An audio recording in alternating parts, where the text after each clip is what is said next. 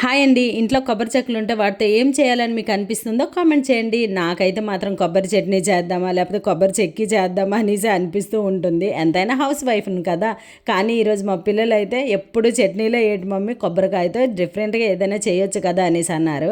సరే డిఫరెంట్గా చేయమంటున్నారు కదా అనేసి యూట్యూబ్లో షార్ట్స్ చూస్తుంటే కోకోనట్ ఐస్ క్రీమ్ కనిపించింది. ఇది చూస్తుంటేనే నోట్లో నీళ్ళు ఊరిపోతున్నాయి. ఇది చేద్దాం అనేసి ఇంకా ప్రిపరేషన్ స్టార్ట్ చేసాము. ఫస్ట్ అయితే కొబ్బరిని చిన్న చిన్న ముక్కలుగా కట్ చేసేసి బ్లెండ్ చేసి మా బాబుకి ఈ పాలన్నీ వడపెట్టనేసి వాడికి ఇచ్చాను.